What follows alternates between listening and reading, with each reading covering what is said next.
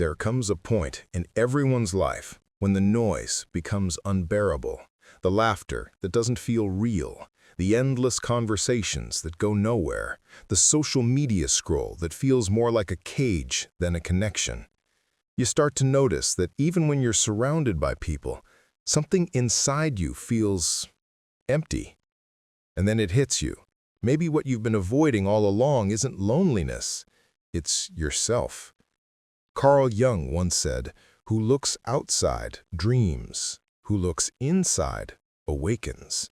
And in that one line, he revealed the truth about what it means to truly live, that self-discovery begins not when you add more to your life, but when you strip everything away. Being alone isn't easy. It's uncomfortable. It's confronting. It's raw. Because when you're finally alone, there's no one left to project your pain onto. There's no distraction to drown the silence. There's just you and the parts of yourself you've ignored for years. Most people run from that silence. They fill it with relationships, entertainment, or work, anything to avoid facing the mirror.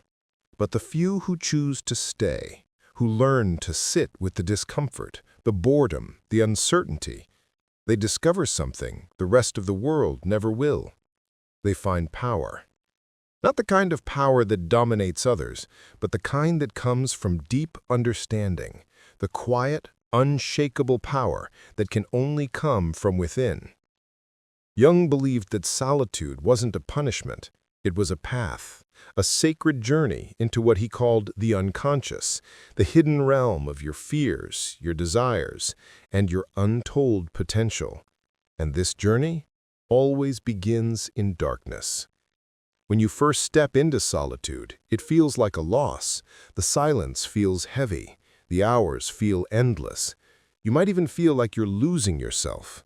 But in truth, you're not losing, you're shedding. The version of you that relied on validation begins to fade. The need for approval weakens.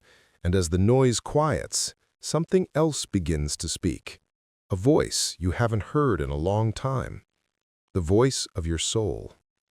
That's what Jung meant when he talked about individuation, the process of becoming who you truly are, separated from the masks and expectations that the world has placed on you. Most people never begin this journey because they fear the solitude it requires.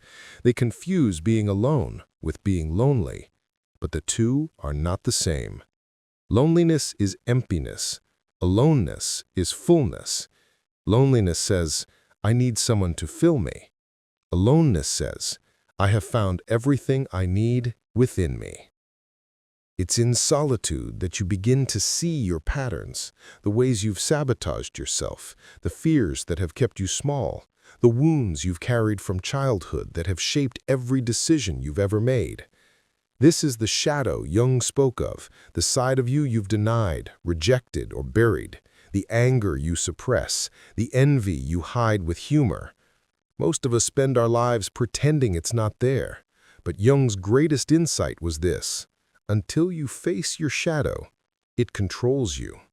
And solitude is where you meet it. At first, it feels like chaos. Old memories rise to the surface. You remember moments you thought you'd forgotten. Regrets, betrayals, the weight of things left unsaid. You see the person you've been pretending to be and the one you're terrified to become. This is the descent, the part most people avoid. Jung compared it to entering the underworld of your own psyche. It's not a straight path. It's not pretty. You might question your sanity.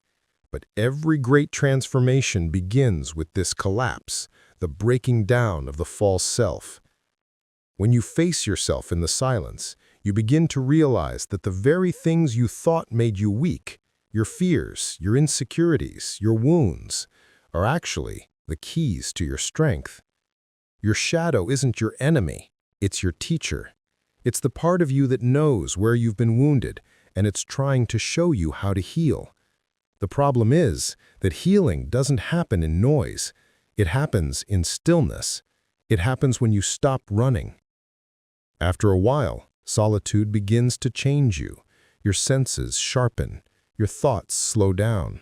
You start to see beauty in simple things: a cup of coffee, a walk at sunrise, the sound of rain. You begin to realize that life was never supposed to be as complicated as we've made it. You start to enjoy your own company. You learn to think deeply, to reflect, to create. You stop needing the world's permission to feel fulfilled. That's when true self-discovery begins, when solitude turns from isolation into connection. Not connection with others, but connection with life itself. You begin to sense patterns in everything, in nature, in human behavior, even in your own story. You see how every loss taught you something essential, how every heartbreak stripped away illusion, how every disappointment pushed you closer to truth. You realize that the people who left you were never meant to stay. They were lessons in disguise. That the pain you resented was actually shaping your character. That solitude wasn't punishment, it was preparation. Preparation for a deeper life. And then something remarkable happens. You stop chasing people. You stop chasing approval. You stop trying to explain yourself. You start protecting your peace. You start respecting your energy. You start saying no, not out of bitterness, but out of clarity. You begin to move differently, slower, more deliberate. You think before you speak. You listen more. You stop trying to fix everyone, and instead focus on understanding yourself. People begin to notice. They might say you've changed, that you've become distant, but you haven't. You've simply come home to yourself. This is the power of being alone. It teaches you self-sufficiency. It teaches you patience.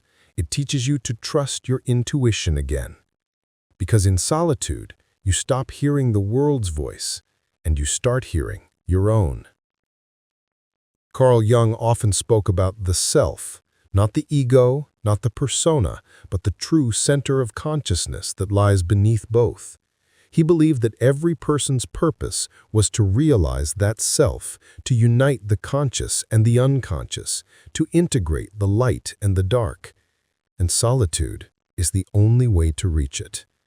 In silence, you begin to notice subtle things, the way your mind jumps to conclusions, the way fear disguises itself as logic, the way you unconsciously replay old wounds through new relationships. You start to understand your own psychology, not through theory, but through experience. You catch yourself before the old patterns take over. You make choices consciously, not compulsively. And for the first time in your life, you feel awake.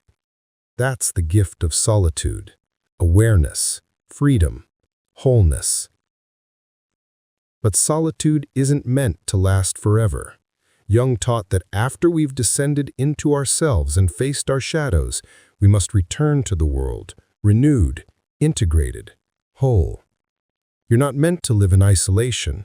You're meant to bring what you found in solitude back into society, to live from a place of truth instead of fear. Because now, you're not needy. You're not seeking validation. You're not trying to fill a void. You've discovered that everything you were searching for, love, peace, purpose, was within you all along. And when you return to others from that place, your relationships change. You stop clinging. You start giving.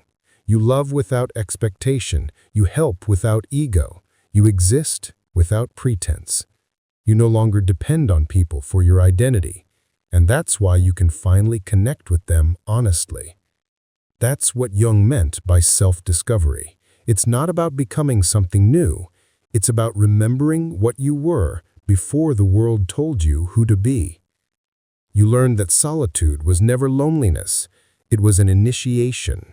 It stripped away everything false so you could finally meet yourself. And when you meet yourself, truly meet yourself, the need to impress, compare, or compete vanishes. Because once you've stood alone in your own truth, the world can no longer control you. You become whole. You become grounded. You become free. So if you find yourself alone right now, don't run from it. Don't distract yourself. Don't fill the silence. Sit with it. Listen to it. Let it teach you. Because that silence is sacred. It's not emptiness. It's space. Space for you to grow. The truth is, being alone doesn't make you weak. It makes you aware. It makes you strong enough to stand without support, love without attachment, and live without fear. That's the secret Jung left behind, that the soul doesn't grow in comfort, it grows in solitude. And if you can face the silence long enough, you'll realize it's not silence at all. It's you, finally, speaking.